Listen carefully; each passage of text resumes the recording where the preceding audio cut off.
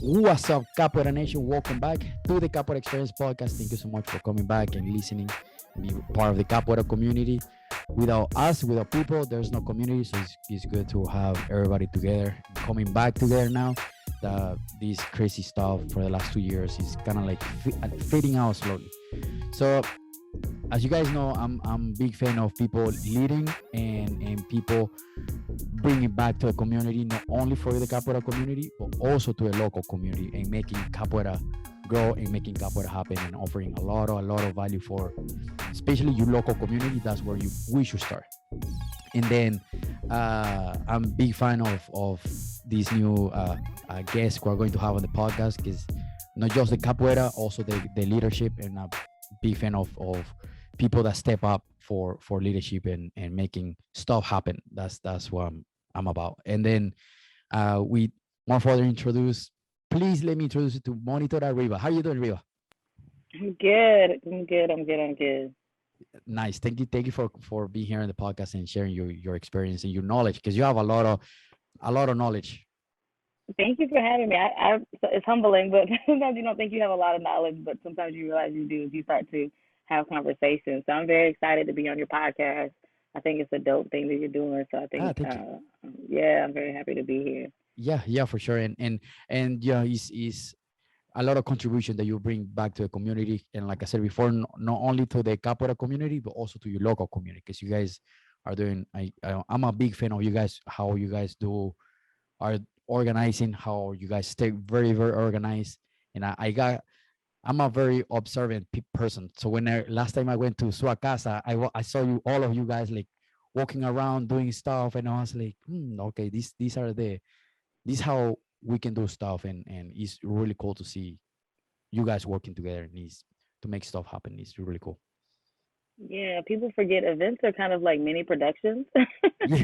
So you also have to, make sure you have a good team with you, and communication is key. Yes. And not just the folks who are in the leaders will say, but also it trickles down so that you're Oh explaining to, yeah. like, say, your students who are there that day, your guests who are there, that they have clear idea of expectations and a Yes. clear idea of what's going to happen. So they know this is the schedule, this may change, but you let them know this is the point person. This might be the person you come to for this. There's pieces of it that along the way you learn how to make it work. Yeah. So this 100%. production that we're putting on, Yeah. not just to the public, but for those who, they paid to come to an event to have fun, to get Oh yeah. workshops, but they're Oh also yeah. paying for an experience that's positive. So you're making sure that you're doing all the things that you need to do to make sure that it's not anything that goes awry. Things happen, Yeah. but you make sure that those things are controlled, and you make sure you have people in place to say, hey, if there's something going on, we have this person, or hey, this is who you need to talk to. So it's all about teamwork, communication, and just making sure you're staying focused on the task at hand, and what the end of the result you want to make happen for that event. Oh yeah. 100%. And that's part of the leadership, right? So of making sure everybody knows how everything goes. Like if like military, the leadership, they let everybody know below how things are going, the strategies, where you're going. If not, if you don't communicate, and then everybody's all over the place, and then that's when things actually happens. And then Right, you right. expect for the worst instead of like actually expecting for the best. Right. So that's why I said that communication is key, man. Like, it's very Oh important yes. that you're communicating before the event, during the event, especially. Like, maybe there's a channel that you guys all say, hey, we're gonna be on WhatsApp. Okay, Yeah. that everybody knows. Don't go to, if you get a text, it's maybe something serious. Or if I get a phone call, you start to know, like, the protocol is this is our WhatsApp chat, because I'm sure everybody has one in Capoeira. We all have a Oh yes. WhatsApp chat. Oh yeah. And you have to organize them, but at least you have that one. Say, okay, this is the dedicated one for the event. This is how we're going to communicate. Or maybe you're going to communicate via phone, but you kind of determine, like you said, the ways you're going to communicate are important too. Not just that you're communicating, but what are the channels we're communicating on? Or do you have a runner? We'll call it. So it's Yeah. a lot of pieces in there you got to have. Like, that runner may be that person who you say, hey, they need water. Hey, I need to make sure. Can you go? Like, that may be that person that's doing everything, that's moving physically a lot, Yeah. but the leaders are kind of like still guiding them and saying, okay, I need you to be here. It's kind of like a chess Yeah. game, right? Like, you're kind of making sure the pieces are there, and you got to overlook the board. Yeah. So yeah, And I it's so get that. crazy. Like, so like, is there many little things for events that if you missed, and then it creates a little bit stress, and then it piles up, Mhm. and then you start missing, and then it's just it gets chaotic if you don't know how to like handle those tiny little pieces, and if you don't have the team. Yeah, it's all about that team. 100%, 100%. So before we keep going forward, what is your social media so people can follow you and see your work and everything there? Yeah, so I have two handles. My personal handle, kind of my personal handle is at Mhm. Reeves_3. So that's at RREBBS_3. And then my project is the Queen City Jenga Project, and that's QC_Jenga, GINGA_project. That's So awesome. follow both of those. Yeah. Yeah, go there, check it out. It's a lot of really cool work that you're going to see there, and then definitely go check it out. And then now jumping into the stuff that I would love to kind of like pick your brain a little bit, and then Yeah. which is the thing that I'm very how do you call that? I just say the word fan, and like I really respect that how you are part of of the background of the handling the money and all this kind of stuff. Hey, Capoeira Nation, I'm very happy to announce our workshop with Formanda Coruja, or also known as a Formanda Joy, all the way from New York on May 14th here in Indianapolis, hosted by us here in the Capoeira Brazil, Indianapolis. And this is going to be a 2 hours full of Capoeira. The first hour is going to be full class with Formanda Joy. And we are going to have right after that a full hour of Hada, or full hour of us moving, connecting, and playing as much as you want and as much as we can. The early bird is going to end 1 month before the workshop. Okay, make sure you register, click the link below, and come join us on May 14th 2022 for this amazing workshop with Formanda Coruja. I was on the point of, yeah, I'm big fan of the people that keep everything organized. And Mhm. while I was in Sua Casa last year, which you should go check it out, I saw how organized. I always saw you with a pen and a paper on your hand all the time, and I saw you like walking around, like checking everything. And then, so what would be your very short story of your capoeira first, of on how you started capoeira and when year and everything? How the normal question, how you started? Yeah. So I started when I was 17. My mom saw a flyer back in my hometown of Charleston, South Carolina, and she said, "I think you'd like this." And it was a flyer of his name is I think his name now is Formando Queixo out of Charleston, Cool. and she had saw this flyer, and it was him doing Martello Duchamp from I think it was Martello Duchamp. And she was like, "I think you'd like this." And the reason she thought I'd like it because up until that point I had did karate and I had did dance, but I both was doing them in separate mediums, right? They were separate things. So she was like, "Well," and I think by that point in karate I was pretty far along in my karate, so I was kind of like about to, I was like in the high school too. So I was a senior in high school, I think, or a junior. Nice. So yeah, she was like, "You should try it." And then I had been dancing at the public high school I went to called Charleston County School of the Arts. It was a public high school, which I'll share that forever shaped my thoughts about how art should be accessible because I went to a free public art school. Nice. Um, and so I took dance there from sixth grade to 12th grade. So I studied ballet, studied modern, and he studied all the modern techniques and all of the ballet, like formal training. And so by the time I saw this flyer, I was like, okay, like it has music, dance, and martial arts. Sounds kind of cool. Yeah. Went to the first class. I didn't, the first class was a little like, oh, I don't get it because they weren't like, there's no contact when you first see capoeira. You just don't understand the Yeah. choices that people make that are active choices not to kick. You're like, why are they just not? Okay. But I have liked it. I liked the Yeah. fact that it included like movement and it was fluid. I like seeing the people do like bridges and stuff. I was like, oh, that's neat. So I just kept going for like a year. And then I ended up going to college. I went to Winthrop University. So I ended up moving to Rock Hill, South Carolina, which is about 30 minutes south of Okay. Charlotte. When I got up there, I knew I didn't want to do karate again because the system that it was back home was not up there. Oh. And was already a black belt, and I was like, I don't really want to start over. So I was like, I don't want to start all the way over and something. I was a 18-year-old kid. You don't want to start Oh over yeah, for sometimes with sure. certain Yeah. things. Oh, totally. So I found Capoeira, the group there. I found the guy was there. He was teaching, and so I started going, and I started liking it again.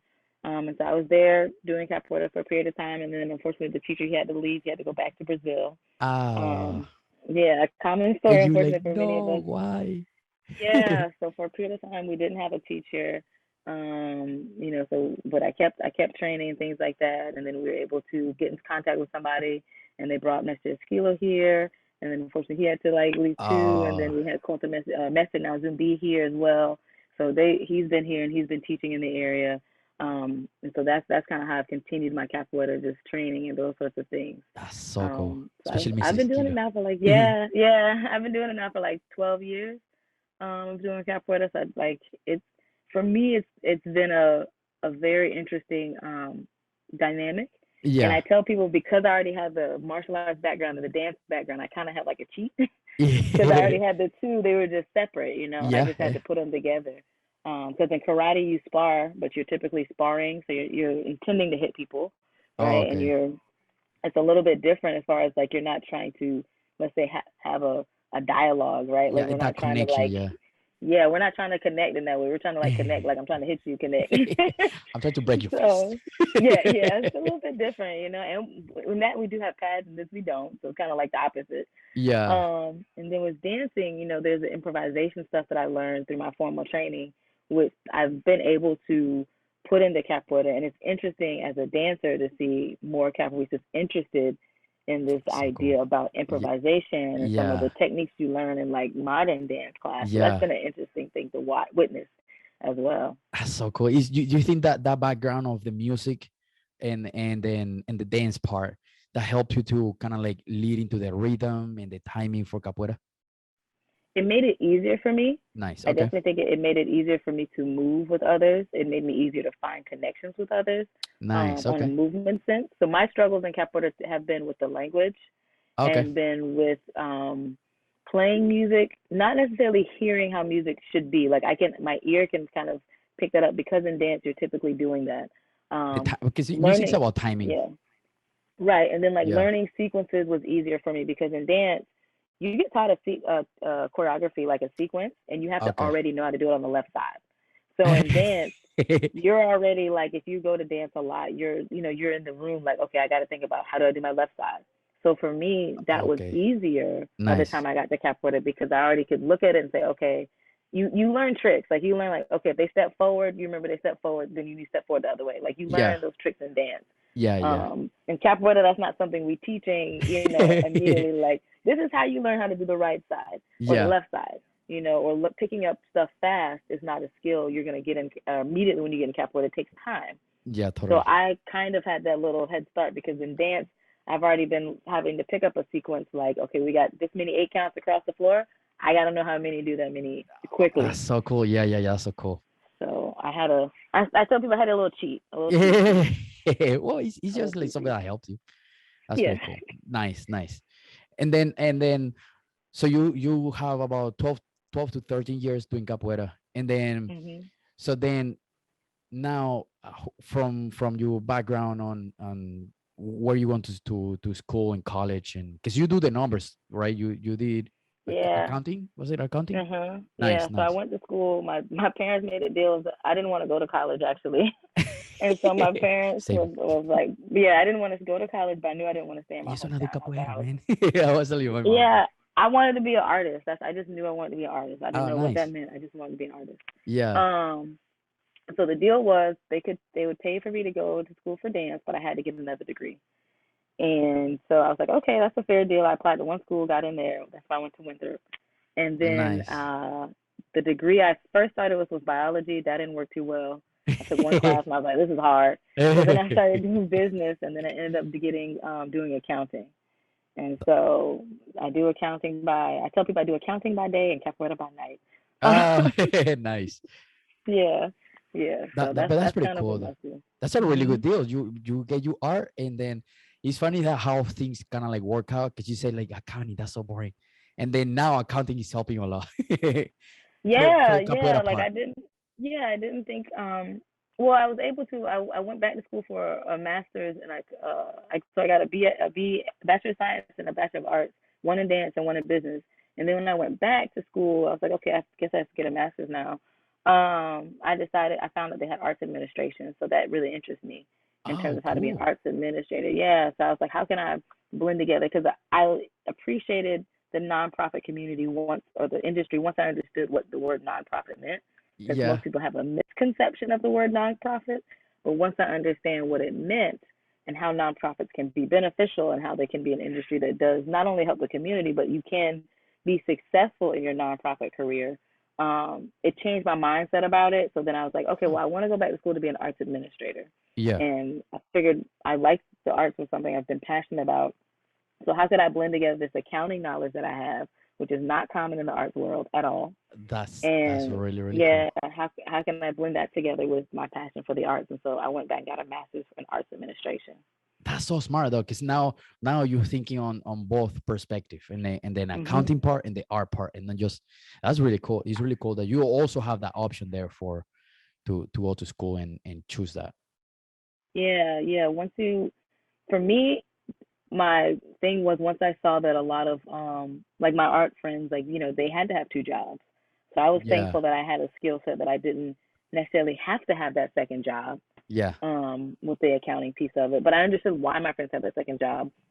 And then I also felt like, well, maybe I could use the skills that I have to help my friends or those in the arts and sector community, arts and culture community, make sure they understand, like, well, a nonprofit isn't the negative thing that people think about when they hear a nonprofit. Yeah. Yeah. That it's a positive thing. It can be something good. Yeah. Yeah. Yeah. Totally. Because so you mentioned something really important, and then I want to pick your brain on that part. When you say like non for profit is like people have that misconception. What do you mean by that misconception?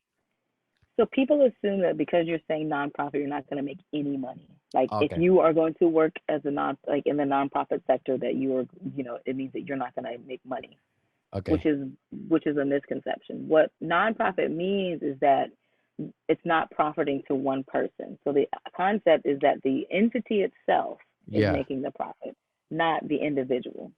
In a for-profit Oh. business, the individual can make a profit. In the Okay. nonprofit, it's like to say the nonprofit is the Yeah. community is making the profit. So it's not just one person, but it's the organization is Okay. making the profit. Okay. Okay. So is the on the benefit of the whole instead of like the individual. Oh, cool. Okay. Right. And so a lot of times I think people assume that, because you're saying nonprofit, you're not going to make money. But if you look at, for example, certain nonprofit industries, of course they're going to make more money, like your social services, like Yeah. American Red Cross. They're making a lot of money because it's a different type of need. Yeah, for You know sure. what I mean? Like it's a need where people, it's a service that they're providing with the blood donations and those sorts of things. That it's a need that's on a health conscious thing. So health needs are going to be different. But Yeah. when you're Yeah. talking about the arts and culture sector, it's tricky. It doesn't mean you're not going to make money. It's just a little bit. It's harder. The path Okay. to being successful in that way as an individual may be harder. If that's your goal, then maybe you should be for profit. But Okay. if you're, yeah, so I often try to tell people nonprofit does not mean you're not going to make money. Yeah. It just Yeah. means you as an individual, Joe Schmo is not the owner who makes money. For Okay. profit Joe Schmo can make money. Okay. Nonprofit Joe Schmo cannot. Okay. And then you can categorize those two in between like LC and like S corporation, and then those kind of stuff, and then non for profit, right?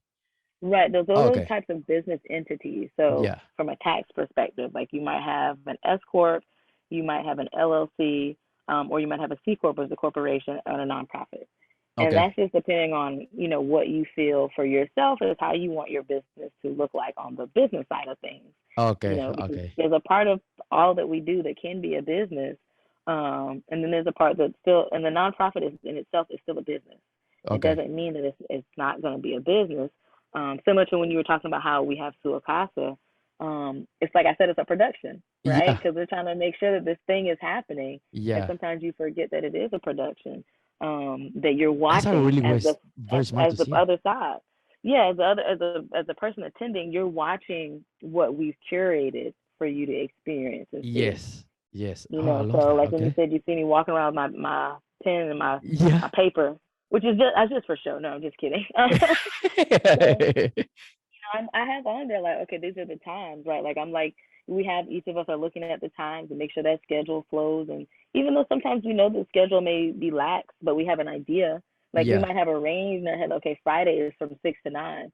We might have a detailed schedule that we may share with you guys coming, who are the Yeah. attendees, or we may not share it. Or we may just tell you point blank, this schedule may change. It's TBD to Yeah. be Yeah. determined. You know? Which Um, usually happens a lot in the capoeira events. Like it you go a does. little bit over, or you earlier, or yeah, it's just like subject to change a lot of stuff. Yeah, and you just have these. I think in capoeira we're very fluid with we're flexible and understanding that happens. Yeah, yeah, But it also goes back to the communication, right? Like if that's not yes, communicated from the beginning that may happen, you yes, might come there expecting like this. Your expectations are going to be yes, different. yeah. You know. Is like for example, I remember one time I went to Brazil, and Mhm. then the expectation again, my expectation was like, okay, this event was from, just to say a time, 1 to 2, and Yeah. then it's supposed to start at 1, and I was like, well, I was ready, uniform, everything, okay, just ready to rock and roll, and then the actual workshop started like 2:30, so I was just waiting for hour and a half, or like, where's the workshop? And then Right. as an attendee, you get frustrated, and then it's like a concert, right? Like you go to a concert, like you just said, you go to a concert, and then concert start really late. It's like, oh man, I Right. didn't But make if it somebody happen. had communicated, you might not have felt the same way because you're like, Yes, oh, they came out and said, hey, maybe because this happens, like maybe the special guest that their flight got delayed, which is, no one exactly. can Yeah. like control that. So then your Yes. expectation's going to change versus Yes. if you get there and you're like, so it's not like, so it's that communication piece when Yeah. you, Yeah. 100%. there's a piece of it that, as the leaders or the organizers of the event, we have to communicate a little bit to those of you who are paying for the event. Because I do understand Yes. that frustration. Oh yeah. It Oh goes yeah. not just with capoeira. It's like you said, a concert. I remember going to a concert and like everybody kept saying it was gonna start late, like an hour late. There was no opener. I think it was a Jay-Z and a Kanye West concert, and they didn't have an Okay. opener. So I was like, okay, I got to be there at 8, and then it Yeah. was like a whole hour where everybody's just like talking. No, they had no opening act, and they didn't Oh announce man. that. People Yeah. just had started communicating that on social media. Like, so you knew to get Oh, there at 9 instead of 8, but the ticket said doors open at 8. Tickets start, the show's gonna start at exactly. 8. Yeah. So it's Yeah. the same thing. That Yeah. communication piece. I mean, you were chill about it, but you're still Yeah. like, I Yeah. wish I knew, because then I'm not Yes. rushing. Like you said, to put on clothes Yeah. and be there. It's that communication piece, just Oh yeah. sharing with people. Sometimes things change that are just simply beyond your control, Yeah. but you can tell people, and hopefully people are reasonable and rational enough to say, okay, I understand that happens. A flight Yes. got delayed, Yes. or there was a car accident, especially like say if you're in a major city, right, like in Atlanta, LA, and Yeah. traffic's like terrible. Yeah. When somebody says that, you're like, they're like, that's Oh legitimate, like yes. Yeah. like People understand like that's more. bad traffic. Yeah, Yeah. because they've communicated. You said, hey, this is what's gonna happen. This is what happened that caused us to run over, or Yeah. maybe something happens and then like maybe somebody has to eat at a certain time, for whatever reason. So then they Yeah. know like I have to go leave during this because I have to go eat. But they knew because we told them about the schedule change. You Exactly. know. Yeah. Yeah. Exactly. That communication is So, such a key, so important. mhm. Yeah. And then how, coming back to the subject before, so how do you apply that knowledge in your capoeira community, in there in Charlotte, where you teach? You teach in Charlotte, or you teach outside of Charlotte? I teach in Charlotte. Okay. Okay. Um, and applying, so what I have learned, for me, the concept of how nonprofit, how businesses, how capoeira can work a little bit as a business, or just if somebody's wanting to do things, from a business perspective. Having a nonprofit, in my opinion, depending on what your goals are, 100%. Yeah. makes sense. Yeah. So if your goals are, wanting to figure out ways to, create more accessibility for your capoeira, school, and or for the things you want to do in the community through getting public support, Yeah. that's where a nonprofit is crucial. 100%. Yeah. And public support, I'm meaning like grants, um, I'm meaning like donations and those sorts of things. Whether it's a space donation, like getting space for somebody for free is a donation. Oh yeah. If Oh you yeah. could like, Totally. yeah, it could be counted as in-kind service. Same thing as Yeah. if somebody says, here's food for your event. That could be a donation. That for some people, Oh for yeah. some businesses, they like that and they feel more confident doing it to a nonprofit than to a person. It just depends on the relationships you build, which are Yes. key. Yeah. And it depends on, like I said, what you want to do. Like having an LLC to me is also very valuable, Okay. to somebody in capoeira. It depends on, like I said, what your goals are with capoeira. Yeah. Um, in terms of how you want to make it to become a business.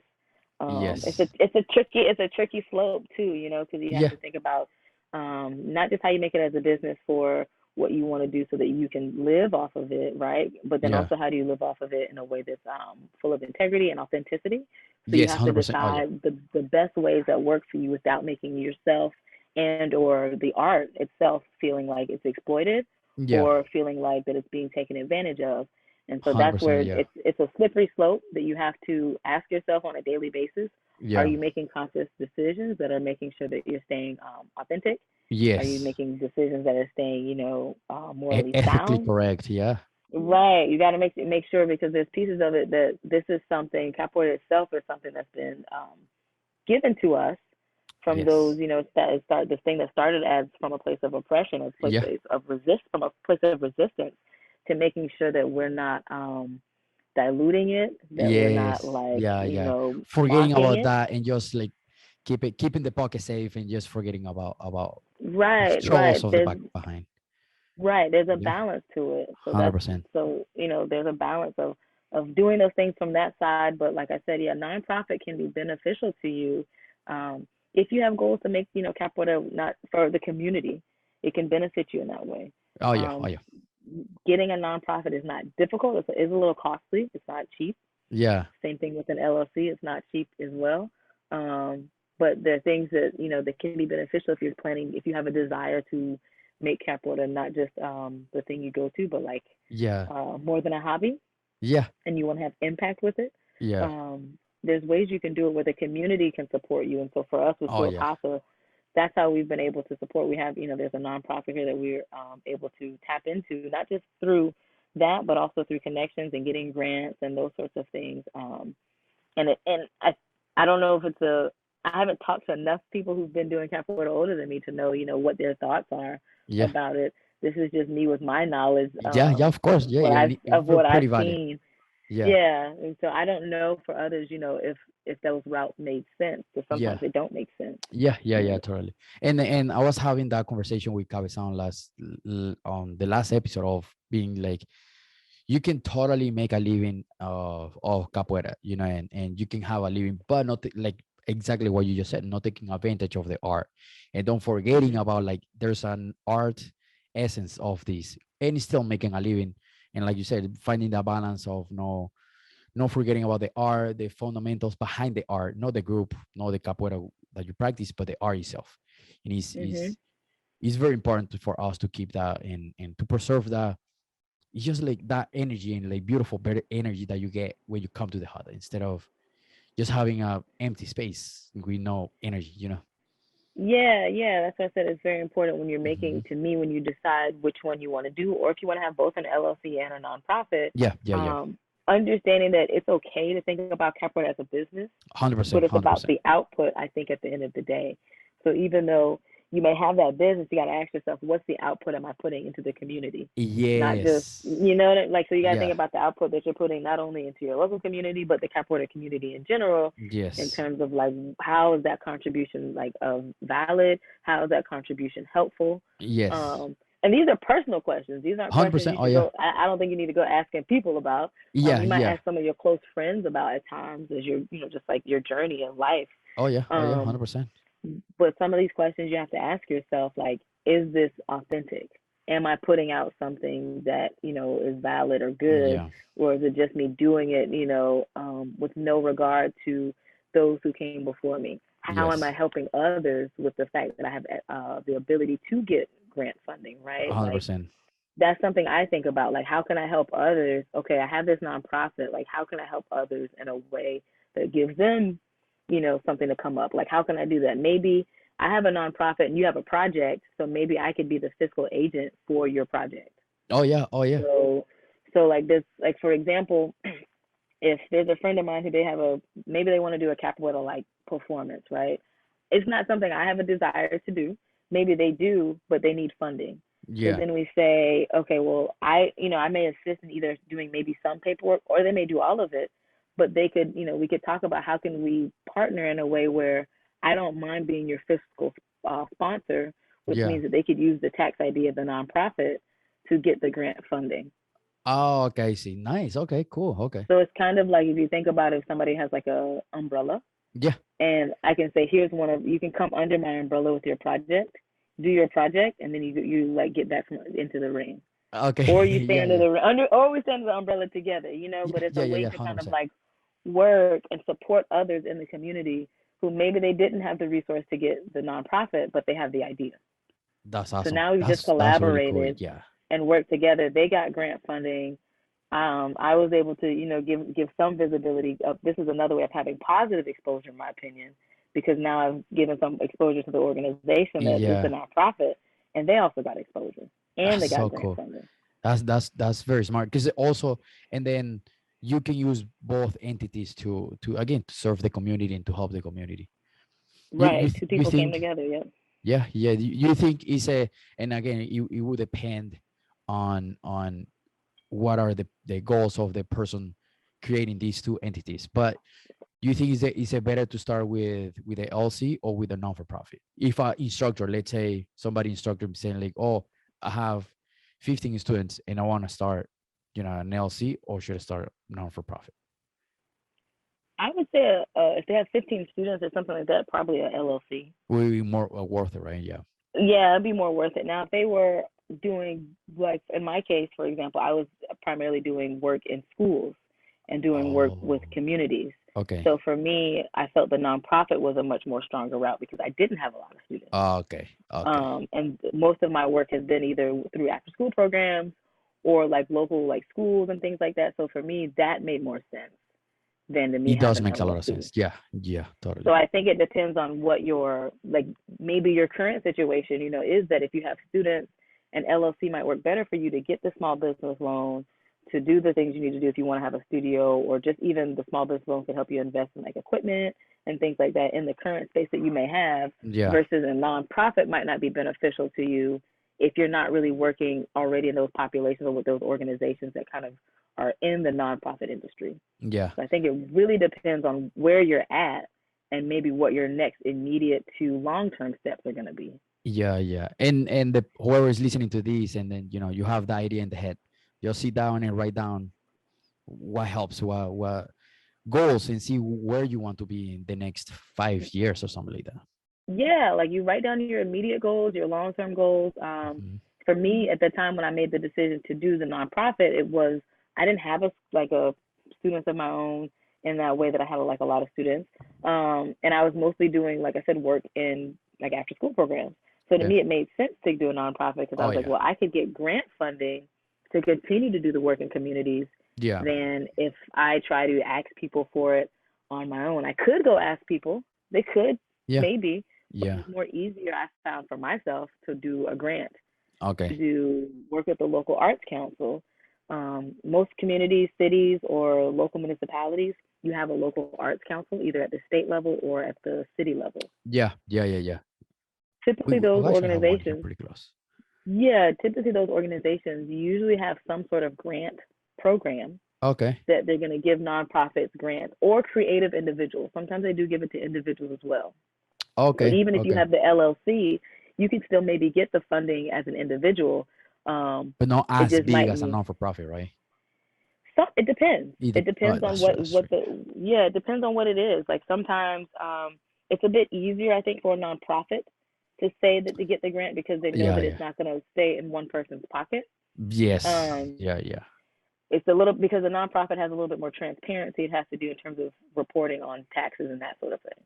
Yeah. That makes sense. Yeah. Yeah. So Totally. it's a little bit more easy to get information, whereas the LLC or the individual, they can still apply for the same grant.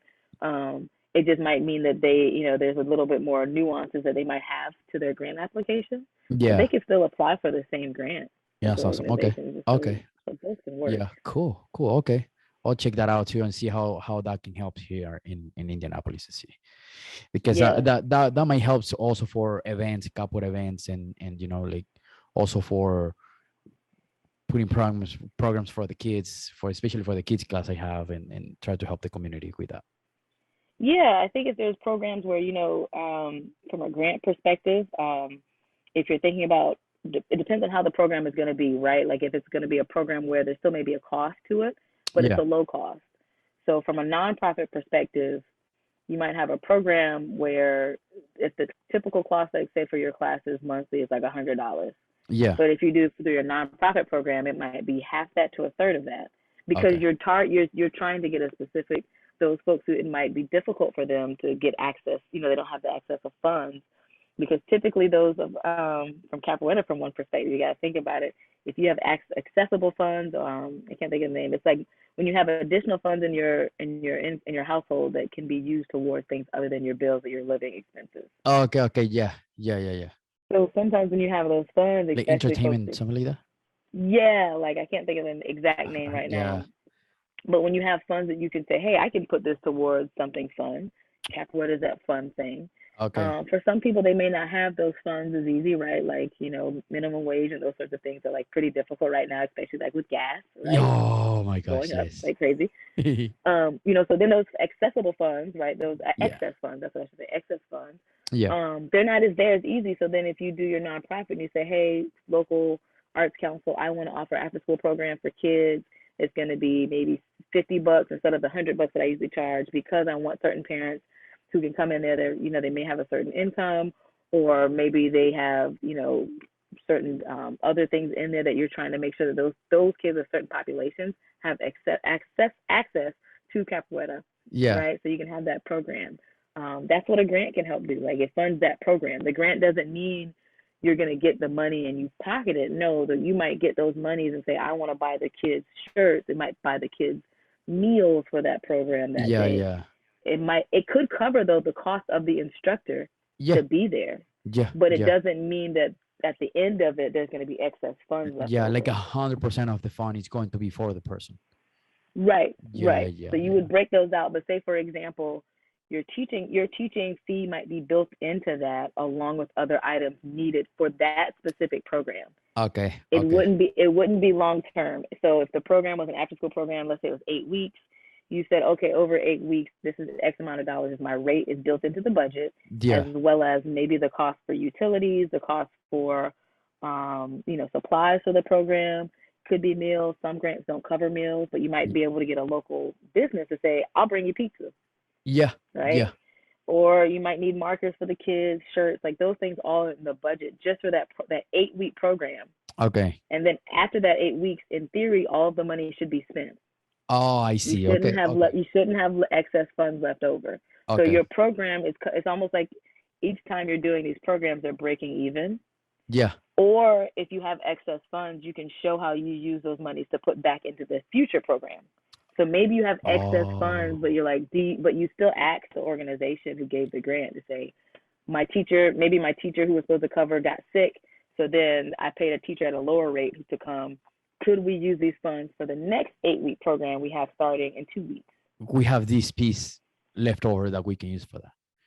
Yeah, because you can Okay. ask that question. I mean, the worst they can say is no, right? Yeah. And Yeah. you got to Yeah. figure out how to reallocate it. But Yeah. at least they know that you're not saying, well, we didn't finish it, so we're going to keep the rest for our building, which that's not what they want you to do. They want you to kind of keep showing how you're putting those monies back into the organization. I tell people nonprofit, if you think about it, it's like the recycling symbol, Yeah. and it's the ideas that keeps going back. Okay. Okay. And we talk about that a lot of times in Capoeira, is that how we're always giving back anyway. Yeah. So Yeah. that's the same idea as nonprofit a little bit. Is like you're always thinking about, okay, how do I put it back? It's not about how do I put it back and it goes out the circle in my pocket, right? It's like how do I keep it back where it's still going into the organization. Oh, okay. Oh, that's cool. It's a good way to see it too. The cycle of like coming in and going back out and coming back in. Yeah. Right. That's awesome. Right. Okay. And so that's why I said it doesn't mean that like the teacher doesn't get paid. Yeah. It's just meaning after 8 weeks the teacher might not get paid. Yeah. Yeah. Exactly. Exactly. But Yeah. that's where It's like the right there. LLC might get, in there. Maybe that's where, like you brought up earlier, someone having 15 students. Well, then that's when their income might go back to just their 15 students. But for 8 weeks they had 15 students and nonprofit Okay. income. You know what I I'm see. saying? So it's Yeah. like, Yeah. 100%. Yeah. Yeah. Okay. Cool. Okay. That's a really nice way to see it. And there's a specific way to write grants, right? It's not just like you go send a letter. Hi, I have this much spent and this much. I'm gonna spend this much. It's a specific approach to those kind of stuff too, right? different grants require different things. Oh, okay. See. So Okay. sometimes you Cool. might have like a letter of inquiry, which is basically like, you have to tell the grantor what you want to do. So you have to kind of tell Oh, them like who you are, what your idea is, and why what you're doing will have impact. Like what is the value of what you're doing, I see. right? Okay. Like I could say that I want to, if I'm an artist, sometimes like an art grant might be, I want to take a bunch of cans, like Coke cans, to talk about how recycling is so important. Okay. The impact I want to have is so that people understand that recycling is a big deal, and if we don't do it, this is what can happen to the environment. Like there might be a I follow see. up to that. Yeah. That's like an artistic example. Yeah. Yeah. Yeah. Yeah. Um, It and works in the that same for letter, capoeira. Yeah. yeah, in that letter, I'd write that. So maybe I have an after school program, like this 8 week program, and I want to say I have an 8 week program for kids, and out of that, my outcomes that I expect the kids to improve flexibility, to improve cardio strength, to improve balance, kids to gain self respect, self confidence. Maybe it's an area, and maybe it's some kids who are coming in there where they already have behavioral things. You might say, I'm hoping that behavior issues go down 25% in their home. And that Okay. might be based on a survey you do with their parents before and after the program. Oh, Like parents, like cool. Okay. why are you bringing, like a survey saying, parents, why are you having your kids come here? Yeah. And they may say, behavior, maybe they have they're hyperactive and they want to get something to like put their activity somewhere. Yeah. And then there's a post survey that's done, maybe it's at the end of the 16 weeks, however long the program is. And you say, did the outcomes that you wanted as the person giving the program, the Yeah. facilitator, were they achieved? That's But you so talk cool. about Okay. that in your letter. You say in your letter, this is what I want to accomplish. And then you describe how you plan to do it through capoeira, but you give specific examples, a capoeira class, this, and this we're going to do. And it doesn't have to be detailed, like Yeah. to the Yeah. nitty gritty. It Yeah. just needs to be broad enough if somebody read the letter, they can say, oh, okay, I know what they're going to do. So after school program, they have martial arts, there's acrobatics. The kids are going to learn about some culture. They're going to learn about African culture, Brazilian culture, like things that are going to be like, okay, I can get what's this going to be like Yeah. Yeah. for the child to be in there. So each grant is different. Some require that type of letter, then you get the grant application. And Okay. others, it's a straight grant application. Some of the grant applications can be very simple. Okay. Like sometimes if it's a small grant, like say a micro grant, and it's something under 1,000, they may just say who you are, first name, last name, contact information, brief description of what you want to do. Are you an LLC? What nonprofit, S corp, whatever. Okay. And then they may ask like, what's your budget? What's your expense, like expenses, income, and that may be the application. Very quick, simple, boom. Okay. Some grants may be more extensive. They want to ask more questions. Who are you bringing? How do you plan to do this? What are your desired outcomes? Yeah. Okay. How are you going to track the outcomes? Some are much more intense, and Yeah. some are just questions. Yeah. Um, it is a lot of like descriptions that you're doing in grants, so it's taking the ideas you have here and putting them down on the paper. Makes sense. Yeah. Um, and that's why again we come back to that word having a team can be helpful, because Yeah. sometimes it doesn't mean the person like might have a student or a friend. They don't have to be a great grant writer, but at least there's somebody that you can take to and say maybe they write well. Like Yeah. I'm not a good writer, but I have some friends who are better writers, And can right? So I explain might everything on words. Yeah. yeah, so I might tell them at a very broad level, this is everything. It's gonna sound like if it was a room that was full of like papers and everything everywhere, and then my friend might come in and they organize that room for me. Okay. You know what I mean? Yeah. Like they I can see. organize it for me, but they took all the ideas I had and they said, okay, let's make this look prettier here. We'll make this part here. Okay, this corner is gonna look better here. Like that's where that team also can help you. So you don't have to, if you're the person doing it, you doesn't have to be just you. But Yeah. if you find somebody that has a skill set to do it well, they can at least, you can tell like maybe somebody, they speak well. Well, speaking well is not a good example, but if they write well, Yeah. that might be a Speaking better of- thing. Because I don't want to say that either, because I'd have to say if you maybe you can tell like, okay, somebody's able to very put together a story, because that's what Oh, it is. yeah. A grant application is a story, and you're Yeah. trying to tell your story and be descriptive without being too restrictive with your description, because you also Yeah. don't want to write yourself in a box, but you want to make it so that somebody can read it and say, if I close my Oh, I eyes and I heard understand. what they Yeah. said, I know what they're saying. Okay, they want to have an 8 week program with kids. They want to do acrobatics. Okay, I can see kids flipping. Okay, they want to do martial arts. I think martial arts kicking. Maybe they might think punching, whatever. It doesn't matter. They know martial arts is like, something of self defense. Got it. Yeah. Okay.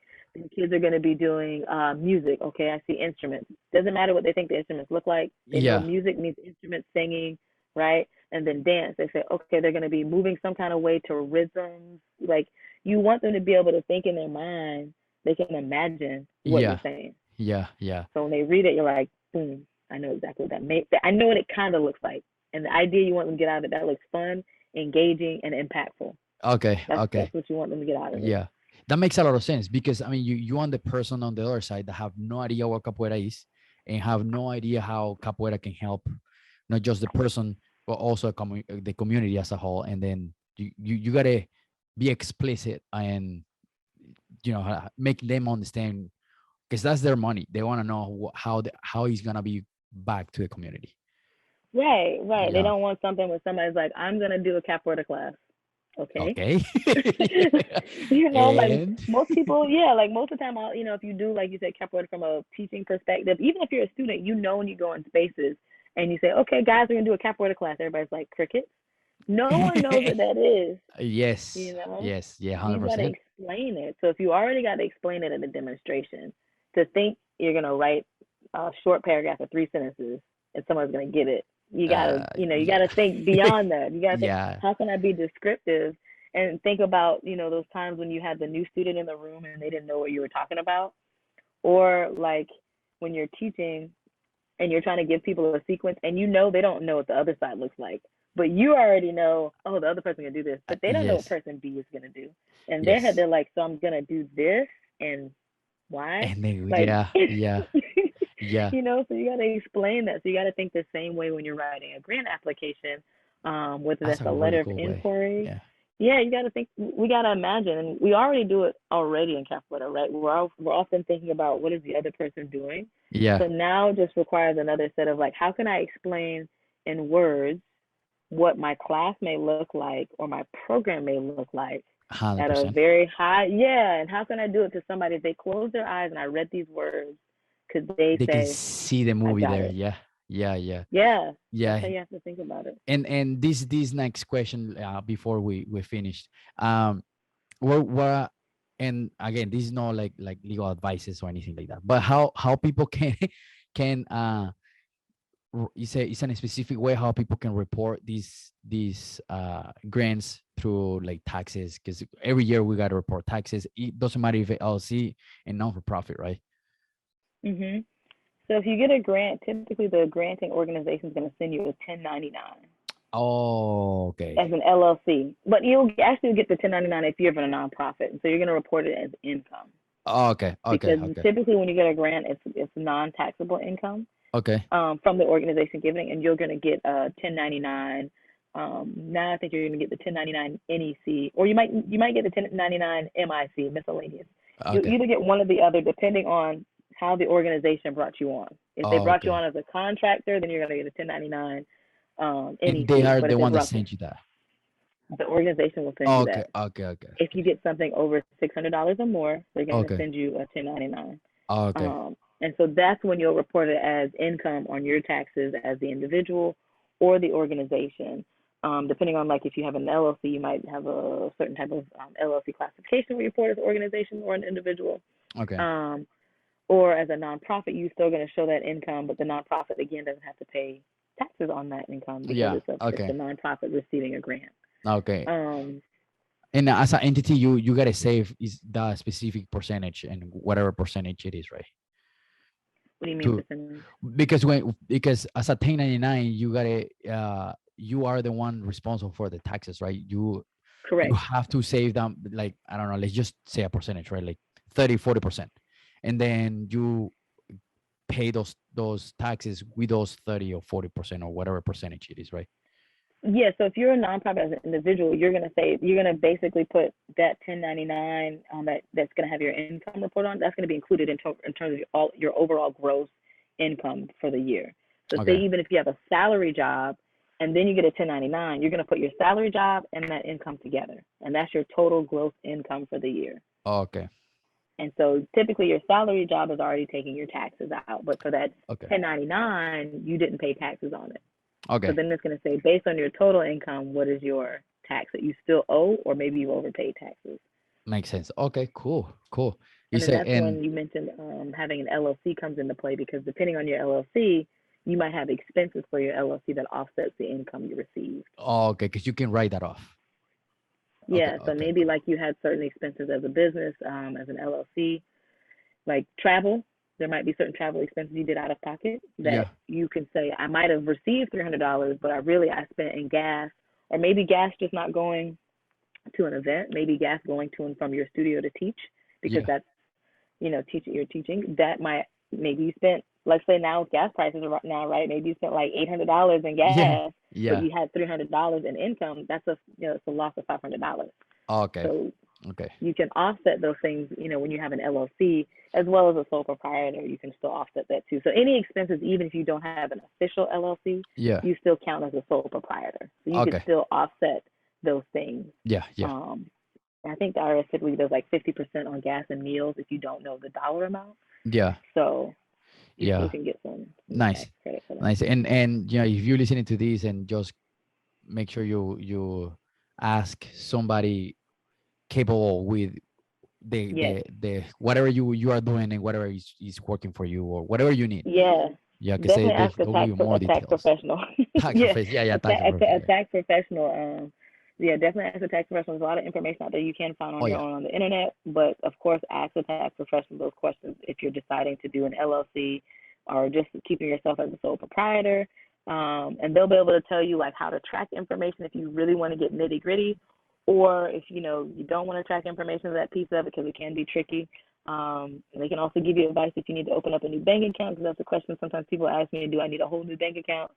I say that depends, because sometimes Yeah. banks have a lot of fees built into them when it sounds like it's going to be Oh yeah. easy. Oh yeah. And then a business account sometimes has requirements that a personal account does not have. Yeah. Yeah. So sometimes that can be tricky. Like a business account sometimes might require deposits of up to $25,000 Oh out yeah, of a that's month, right. and Yeah. you're like, I don't have Ah. that much coming in, Yeah.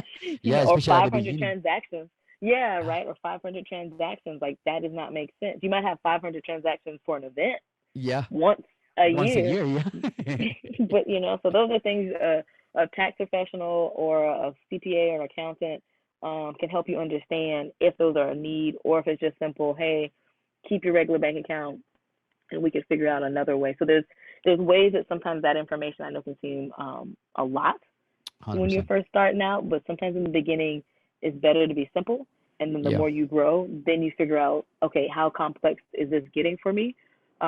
Because some people might, they don't need that level of detail in their financial situation with their capital business. Some people do. It Yeah. just depends on where you're growing and how big you are and those things. Like, does it make sense, right? Yeah. Does it make Yeah. sense to have all of these things? Like you asked me earlier, which makes sense, a nonprofit LLC? Depends on where you are in that time of your capoeira journey as far as the teaching and just, you may need it. And other times it makes no sense to have neither. It Yeah. might just be, just keep going on your way. It just depends. Oh yeah. Oh yeah. 100%. And then before we finish, and I want to talk about a little bit like Suacasa, which is the event coming up in June, right? Yes, Yeah. Yeah. Juneteenth. Juneteenth, So and this year here in super Charlotte, we cool. have the Suacasa event. It's going to be June 6th, 17th, 18th, and 19th Oh, in so cool. Charlotte. Yes. Yes. So it's really fun. We have workshops happening throughout the weekend, capoeira workshops, samba workshops, after party, as well as we're going to have community events, meaning if you know someone in the Charlotte area, they can try out their first capoeira class for free. Beginner capoeira classes that'll be happening throughout the weekend for free, beginner samba classes as well. We have some cool guests coming. We Oh have Mr. yes. Fran who will be here. We have Mr. Yvonne from Brazil Oh who's coming. yes. We have Contra-Mestre Bozoro who's coming from Tucson, Nice. Arizona. We have a samba master coming as well. So we're Oh, nice. finalizing things with him. Yeah, so it's going to be a lot of people here. And again, our emphasis with this event for myself, Juan Arjan, is the word access. We believe in trying to make sure that people can access things. So we try to make sure that, especially for those in the community who've not seen capoeira before, that it's accessible. So the workshops will be happening outside this year. We got a different location. It's a pretty cool location. Oh, Um, cool. It's it's a not pretty going to cool be at the location. was it an old library? Oh, So last year it was at we had this area called Victoria Yards. that was like an open space in the downtown of Charlotte. Yeah. That space unfortunately is getting turned into condos. Ah. So we're gonna be in another space in another with another museum that's partnered with us here. Oh, Um, cool. so we'll be downtown in Charlotte again, but we'll be in a different part of the area. Yeah. So it'll be pretty cool where we are. Which just made me think of another organization to ask after I said where we're gonna be at. So I'm gonna see if I can ask those organizations. See, that spark some Yeah. ideas. Um, but we're super excited. We have again like partnerships that we've worked well with the local organizations, the local arts council here supporting us, as well as we have two other local performing arts organizations that are supporting us. So as So we talked cool. earlier, partnerships are super important, Yeah. and we are excited about the event. It will be the second one. But we're really excited. We making sure that this event not only highlights capoeira, but also those who are people of color who are doing capoeira, and to highlight the fact that the contributions that this art, like I said earlier, has given Oh to yeah. us, and making sure that people like say, hey, like this is an African art, it's a So Brazilian art cool. as well. The two came together, and they both have had contributions to this art form, and we're trying to make sure those get acknowledged in a way that's balanced, but Oh also yeah. making sure that people can see that this is an event that's about community and Oh it's about yeah. accessibility. So Sua Casa is June 17th, 18th, and 19th in Charlotte. More information is coming soon. We're super excited for it. I'm super excited because last year I got the fortune to go last year, and it was super fun. If you get opportunity to go there, definitely go check it out. And is I promise you, it's going to be very worth it. It's so much fun. The and it's funny because I was talking to Tempestad, I was telling her like, hey, I've been to a lot of capoeira events, and I'm being super tired. But at the Sua Casa, because it's so many, it's not only capoeira, it's like the drumming, the samba, and also you don't get that like energy exhaust. It's just like you want more, Yeah, and you're not like, oh man, the last day you just like super tired and you just want to go home. It's like the last day at Sua yeah, Casa last year, I was like, man, I want more. yeah. We try to think about the three of us. We're young in our capoeira journey, so we try to think about what it's like been like going to a capoeira event. Yeah. Oh And yeah. we try to use that as well as asking others who attend the events, like what did you like about it, what didn't you like about it, Yeah. because we want to know, like, did you enjoy it? Like for some people, some events, a lot of workshops can seem like a lot of information, Oh yeah. Oh yeah. and then also like physically, right? Like I was saying earlier, like our outcome, one of them is not for you to be physically tired by the end. That's not Exactly. one of our Yeah. desired outcomes. We know that can happen, Yeah. right? Everybody's Yeah. physical fitness is different, Yeah. but it's not our desired outcome. We're not like, Yes. okay, I want them to be completely like done. That's not one of our thoughts. Our thoughts is we want them to be coming back like you are and saying, man, I had a great time. This is a good event. You got to go check it out. Like Oh that's one of our yes. number one things, making sure people are full of positive energy, Oh yeah. and then people leave with some knowledge, something different that they didn't know, as well as showing like how much from a cultural perspective that they're seeing things not just with African culture, Brazilian culture, but a little bit of like as Americans, as we're doing it, for most of us are American doing it. Oh yeah. What do we take from it? You Yes. know, so for us, our takeaway is not so that you're like dead and be like, okay, I'm done. I don't want to do this Just last gotta go workshop. home. No, we want you to feel like, yeah, like you said, like, hey, I want to do more. So we try to make sure we have good workshops. This year, our format's going to be a little bit different, but the goal of it is still that people aren't tired. But I think with the format we've got, there's opportunities for people to feel that there's more knowledge that Yeah. there's going to be takeaway from it. So they're going to be a few workshops a little bit longer, but they're designed in a way that's intentional. It's Okay. not designed in a way so that you're going to be passed out. Which is usually the Yeah. case. Yeah. Yeah, Yeah. so it's Yeah. designed in a way that's intentional. And lastly, we are making sure there's opportunities for people to play capoeira. Because, right, that's the point. You So go to a new event is you want to play like with different people. Because yeah. you're like, okay, I played with like so and so in the class like 8 times this week. Yeah.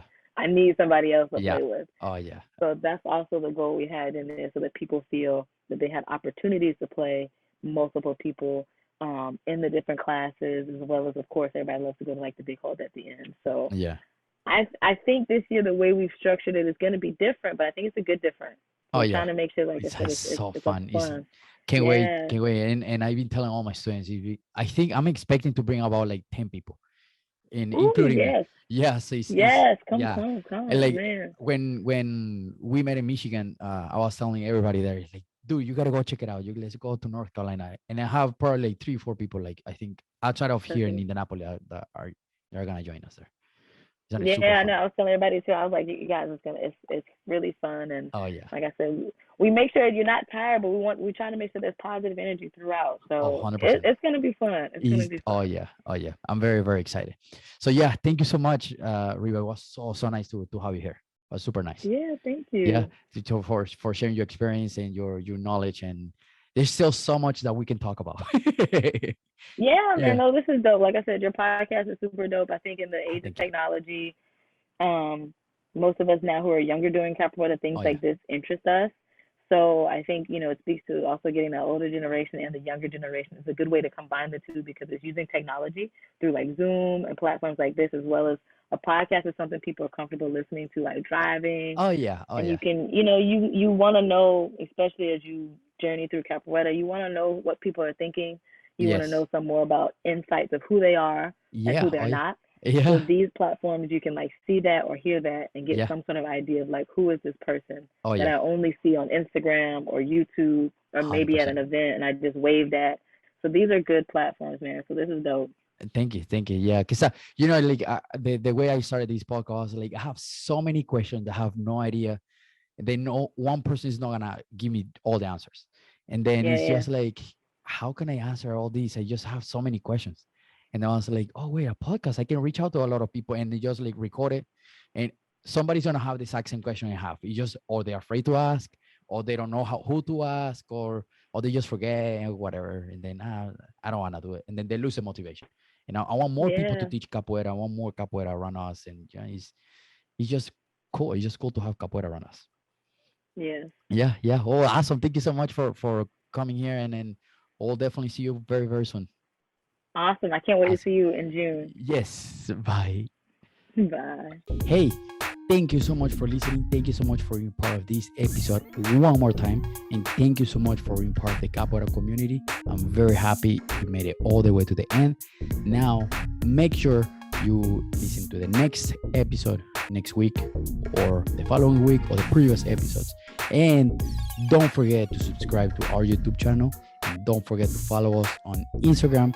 And don't forget to reach out so we can have you on the podcast. Okay. Thank you so much for being part of this amazing journey in the Capoeira community. And I really, really hope to see you one time here in Indianapolis, or I'll see you in the Hada next time. Okay.